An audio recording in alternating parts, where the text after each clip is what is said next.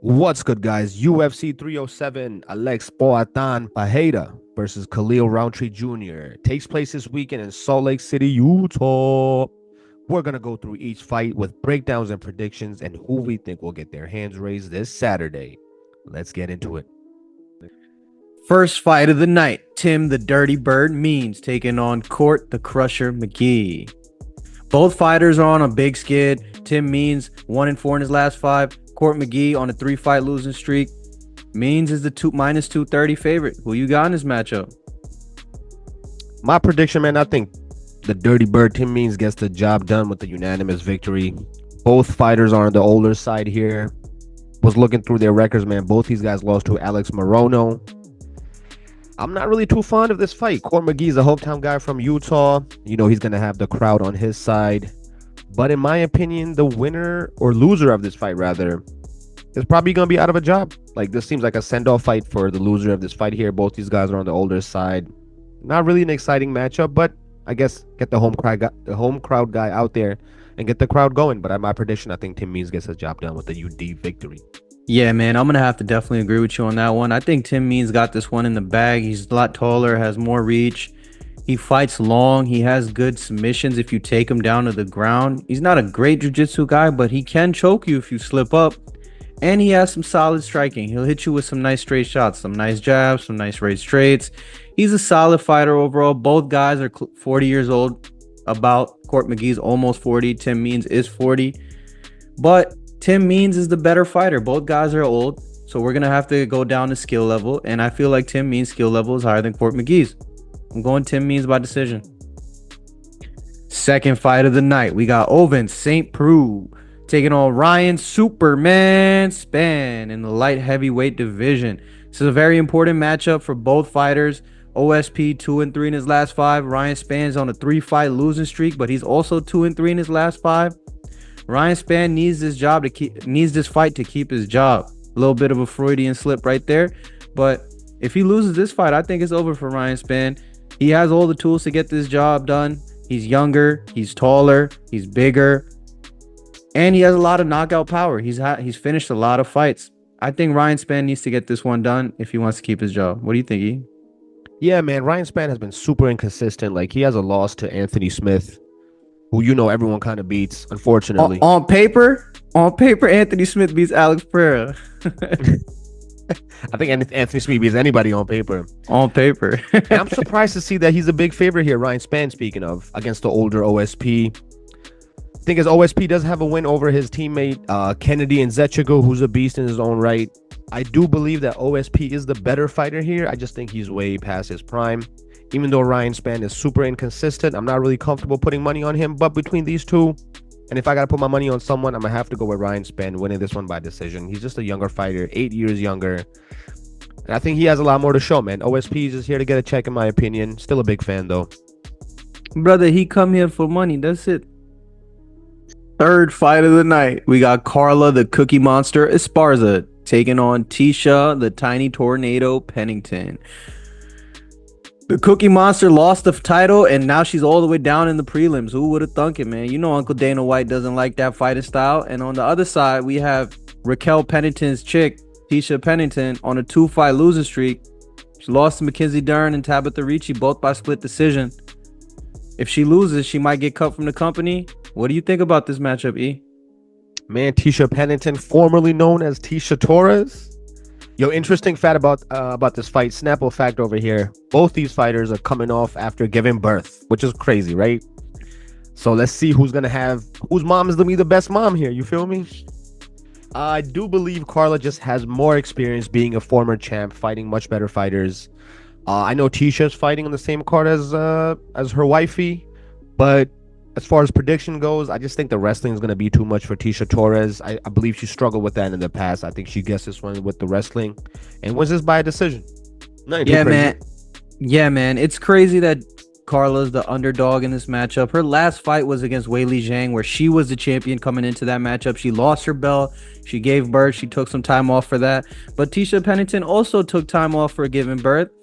And she's also coming off the same layoff but for whatever reason, they're giving her the benefit of the doubt over the former champ. Doesn't make sense to me. I'm gonna have to go Carlos Esparza by boring decision. You already know what time it is when the Cookie Monster fights. Fourth fight of the night, Alexander the Great Ape Hernandez taking on Austin Thud Hubbard. Good matchup in the lightweight division. We got two guys, 32 years of age, in their absolute primes of their careers, trying to make a run in the lightweight division. Austin Hubbard got cut from the UFC, got a couple wins on the regional scene, worked his way back into the UFC. He's 1-1 in his second stint in the UFC. Hernandez, on the other hand, he's 1-4 in his last 5 fights in the UFC. He's on a big time skid. He needs this matchup bad. What are your thoughts about this? Man, my thoughts, must-win fight here for Alexander Hernandez, or he risks getting cut, man. He has to win, or he's without a job, honestly. Like, 1-4 in his last 5. Granted, he has fought some dogs. He's fought some real tough competition. I remember him being scheduled against Islam Makhachev back in the day. Hernandez stay getting the killers, man. Yo, he's a dog, man. A BMF in his own right, but you got to win. At the end of the day, you got to win to keep your job. Austin Hubbard's doing a little bit better. You know, he got cut from the UFC. He fought Roosevelt Roberts on Tough. Got back into the UFC and has been 1-1 since. So he's looking to bounce back, get a plus 500 record. My prediction, I believe Alexander Hernandez gets this done. It's a must-win fight for him, or he goes jobless. So I think that urgency will be there, and I think his performance will show it. I think he gets the job done in a unanimous decision.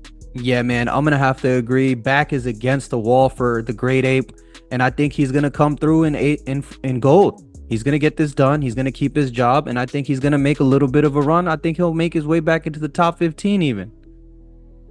Fifth fight of the night, we have Ihor the Duelist Poera taking on Cesar Cecilia Almeida in the middleweight division. Cesar Almeida is a minus 400 favorite over the UFC vet in Poera. What do you think about this matchup?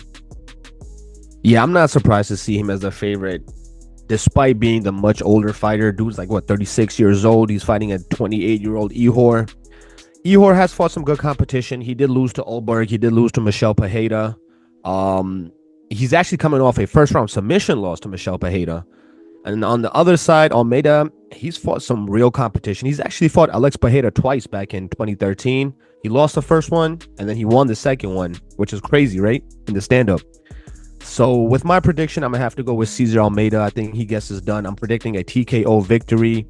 I think he's just a class above him, man. He's just way more skilled, despite being the older fighter. This is a risky one, but I'm going to have to go with Cesar Almeida. I think he's built for it. Yeah, man, I'm gonna have to agree. He's definitely the more polished striker. There's a world's difference in the skill level in the striking. This man went 1-2 in a trilogy matchup against Alex Pereira in kickboxing. Cesar Almeida, if he could keep this on the feet, it's gonna be relatively easy, and I think he gets it done by finish if it stays on the feet. I'm going Cesar Almeida by knockout early. Next up, we have Marina Rodriguez taking on Yasmin Lucendo in the women's strawweight division. Marina Rodriguez, surprisingly, is a slight underdog against Yasmin. Yasmin is on a 3-fight win streak, but Marina Rodriguez is a vet in the UFC. She has some very impressive victories over the likes of Yan Xiaonan. She beat her by split decision. She has a victory over Michelle Waterson recently as well.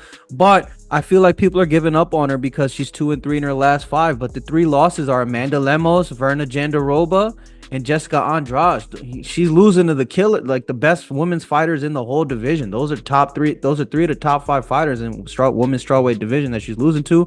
I think people are giving up on Marina. What do you think? Man, I really like Marina Rodriguez. The issue is she's just an older fighter now, 37 years old, coming off a split decision loss to Jessica Andrade. Although she has more experience, she's fought better competition. I just think once you get past a certain age, you kind of start to decline. On the other side, Lucendo, she has a win over my girl, Julianna Vieira, 22 years old, has a good amount of experience too for her age. They have about the similar amount of fights. Lucendo did lose her UFC debut, but has since been on a hot streak. So I'm leaning towards the younger Lucendo here, 22 years old. I think she gets the job done in a unanimous decision victory. Marina is just on the older side. I'm not comfortable picking her yet. She's been on the skid too, so I'm gonna have to play it safe and go with the younger fighter here. I think Lucendo gets this one done.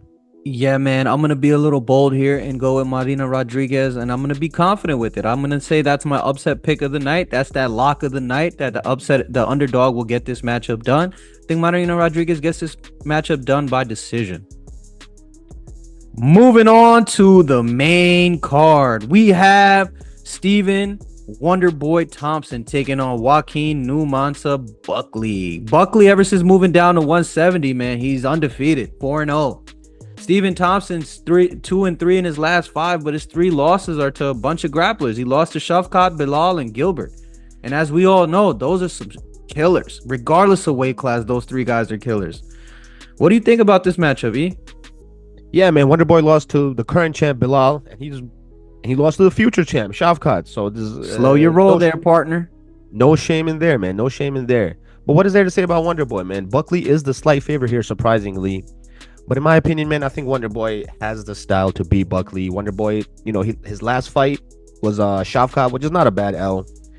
And if Buckley decides to stand up with him, it's over for Buckley. He can't stand and bang with the Wonderboy, man. I think Buckley's going to look to take this fight to the ground. He is on a win streak, but in my prediction, I just don't see Buckley dominating Wonderboy on the ground like Bilal did, like Gilbert did, like Shavkat did. I think this fight goes to a decision, and I think Wonderboy edges his out in the stand-up. I just think he's a better point fighter here. And if it stays on the feet, it's gonna be a long night for Joaquin. Yeah, man. In the past, Wonderboy Thompson is the type of fighter that only loses to championship level fighters in the UFC. But he's almost 42, and I think Joaquin Buckley is going to be the first fighter to beat Stephen Thompson that's not of championship caliber. Father Time catches all of us, man. Stephen Wonderboy Thompson on the feet, he's still crisp, man, but he's very scared to get hit. All of his fights, every time people start throwing that heat at him, he starts trying to run away from it. And that's why he's been getting taken down as well, man. He's trying to run away from the punches coming to his face, and then they grab the single or the double and they dump him on his ass. It's very easy now. I'm gonna have to go with Joaquin Buckley by upset. I don't think he'll knock him out, but I do think he'll win a decision. He's gonna mix it up. I think he'll try to shoot takedowns, get Wonderboy thinking about it, and it'll be enough to let him land some power shots on the feet. Listen, man, Wonderboy as the underdog is always a bet you gotta take, man. Yeah. Wonderboy as the underdog is tasty, man, but I think it's time. I think Joaquin Buckley is going to break through. This is going to be his 5th win in a row at the welterweight division. And once he gets this done, we're going to have to be talking about title eliminator opportunities for the Numanza. Next up on the main card, we have Roman, the Caucasian. What? This man's nickname is the Caucasian?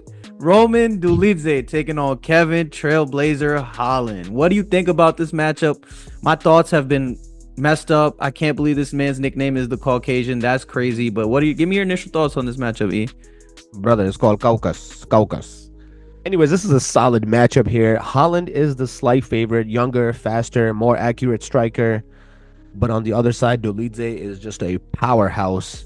He hasn't looked the best lately, coming off a decision win over Anthony Smith. Womp, womp, womp. And then he lost a majority decision to Imavov, who's in the top 5 now. So I believe the Imavov fight has aged gracefully. Holland doesn't seem to care too much about wins and losses, man. That's the issue with him. He would rather be entertaining than being a champion. And the issue is Dolidze has never been knocked down or submitted, so I don't think that happens today. My prediction, I think Dolidze gets his job done with a unanimous decision. I think he has a strength advantage. Dude hasn't been knocked out. Dude hasn't been submitted either. I don't see that happening on Saturday. Yeah, man, I'm gonna have to go with Roman Dolidze in this matchup. I think he's gonna be able to grapple Kevin Holland with relative ease. And the only reason Kevin Holland is even the favorite in this matchup is because of his fanfare. He has a lot of fans and they're throwing a lot of money on the kid. But we've seen time in and time out Kevin Holland, that grappling's a whole, man. He has jiu-jitsu, but that wrestling, man, it's so easy to get him to the ground. And he's just going to try to go for submissions that he's never going to complete. And then he ends up getting controlled on the mat for the whole fight and loses this boring decision. I think it's going to be much of the same. I think Roman Dolidze is going to wet blanket this man. He's just going to lay on top of him and grind out a decision. And it's going to be relatively easy. And everyone's going to be like, how'd that happen? I don't understand why Dolidze is the underdog. He should be the favorite. I'm definitely going Dolidze by decision in this matchup. Next up, we have a title eliminator in the women's bantamweight division. We have the hyped up prospect in Kayla Harrison taking on Caitlin Vieira. Kayla Harrison, she has the one loss in her career to Larissa Pacheco, but she also beat Larissa Pacheco in the past as well. So they're 1-1. Kayla's 34, Caitlin's 33. Kayla Harrison's a minus 800 favorite in this matchup. And you know, those Olympians, man, the Olympian judokas, whenever they're in the UFC, they come through with the crazy odds. What do you think about this matchup? Yeah, I'm not surprised. Kayla Harrison, huge favorite here. Former two-time Olympian gold medalist in judo. Beautiful, man. That's beautiful. Ketlen Vieira on the other side is a much bigger step up than Holly Holm was for Kayla. Actually, looking at their records, both fighters here beat Holly Holm, which is kind of crazy. Snapple fact of the day.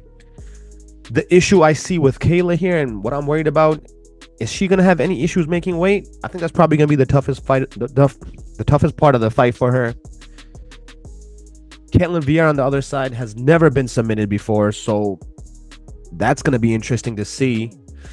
The winner of this fight, I think number 3 versus number 5. I think the winner of this fight probably guarantees himself a title shot. My prediction for this fight, I think Kayla gets the job done in a dominant fashion. I think she wins a unanimous decision. I don't see her getting the submission, though, but I do think she gets this done by unanimous decision. Yeah, man, I'm going to have to agree. I don't think it's going to be as dominant because, as we know, Ketlen Vieira, man, her jiu-jitsu is nice. Kayla Harrison's a master of getting the fight to the ground with her judo, but she doesn't really... She can get submissions if she overpowers her opponent, but when her opponents have good jiu-jitsu, they're able to stall it out, get to a decision. I think Ketlen Vieira, she won't get submitted. I think it's going to be a little bit of a boring matchup. She's going to try to stall out positions to get out of each round so she doesn't get finished. I do think Kayla Harrison definitely is going to win this fight by decision. I don't see a finish happening. Ketlen Vieira is a very tough woman. We gon' run this town tonight. We got Jose, King of Rio, Aldo taking on the young gun and Mario Bautista in the bantamweight division. Jose Aldo, as we know, he's an elite of a fighter as they come, as great of a fighter as they come. He's a top 10 fighter ever in the UFC. He has one loss in his last 5, and it's to Merab. All of Jose's losses in his career are to former UFC champions, only outside of Marlon Moraes. What do you think about this matchup, E? He's a slight underdog against a young prospect. That's crazy to me. Man, who'd have thunk it? Did you ever think you'd see Jose Aldo as an underdog? Crazy times, man. This is a big step up for Mario Bautista, in my opinion. Does he have what it takes is the real question. Aldo's last losses were to no slouches, man. Merab Dvalishvili, who's the current champion. Peter No Mercian, who's a former champion and still got what it takes, in my opinion. I think Aldo coming off that victory over Jonathan Martinez was a big sign to see. I thought that was a very impressive performance because Jonathan Martinez was hot. My prediction, I'm gonna have to go with the underdog on this fight. Jose Aldo Jr. all day. I think he gets this one done in a unanimous decision. Yeah, man, I'm gonna have to agree. Jose Aldo, when he shows up to fight and he's in the octagon, he only loses to other great fighters. He only loses to championship level fighters. Jose Aldo is just sublime. All his techniques are superior to Mario Bautista, in my opinion. He has better grappling. The only edge where I give Mario Bautista, he may have superior wrestling, maybe slightly. Jose Aldo's elite everywhere, man. I definitely think Jose Aldo has the better striking. I'm going to have to go with Aldo in this matchup, and I think he's going to school this kid. It's going to be a fraud check moment. It's going to be 30-27 on the scorecards, and he's going to get it done. It's going to make it look easy. Next up, we have the absolute best striker in the UFC, Julianna, the Venezuelan vixen, taking on the champ, Raquel Rocky Pennington. What do you think about this absolute tantalizing matchup in the women's bantamweight division, E? Absolute banger coming up. Title fight right here, man. Surprisingly, Raquel is the slight favorite. Raquel has been on fire lately, man. She's won 6 in a row, so that's why I'm surprised that she's a slight favorite, not a bigger favorite. And she's also fighting close to home. You know, she's from Colorado, fighting in Utah. And she's had that newly found mom energy. Just had a kid with Tisha Pennington. Now, on the other side, Julianna just went back-to-back title fights with the women's MMA GOAT in Amanda Nunes. You know, not many people were expecting her to beat Amanda that first fight. I myself was shocked as hell. Second fight, she did get fraud checked because Amanda put it on her. My issue with Julianna, man, she just tends to lose the first round, and then she kind of tends to fight back, and she's kind of like, you know, like in basketball, they say, just, you know, playing from behind. So does she still have what it takes is the real question. My prediction, my heart says Pena, but my mind says Raquel. I think Raquel gets this one done in a unanimous decision. Yeah, man, I'm gonna have to agree with you. Julianna, she wins fights by putting that pace on you. She's gonna throw them, you know what I'm saying? She gonna throw them punches like that, and she gonna try to get in your face, and she gonna try to apply that pressure. She's gonna try to make you gas out, and that's when she starts to win rounds. That's when she starts to take over. But she's not gonna be able to do that against the champ. Raquel Pennington is a decision machine, man. She wins all her fights by decision. She has a gas tank. She's the bigger fighter. She has the reach. I'm gonna have to go with the champ. She's on a 6-fight win streak. She's too hot right now. Yeah, I agree, man. Also, Julianna hasn't fought since 2022, man. Like, does she still have it? Like, why she been out that long? Last time that she been out that long because Amanda Nunes put that beating on her last time, man. Next up, we have the main event of the evening. We have Alex Poatan Pereira taking on Khalil Bangkok Ready Roundtree Jr. This fight came out of left field. Nobody thought Roundtree was going to get that title fight.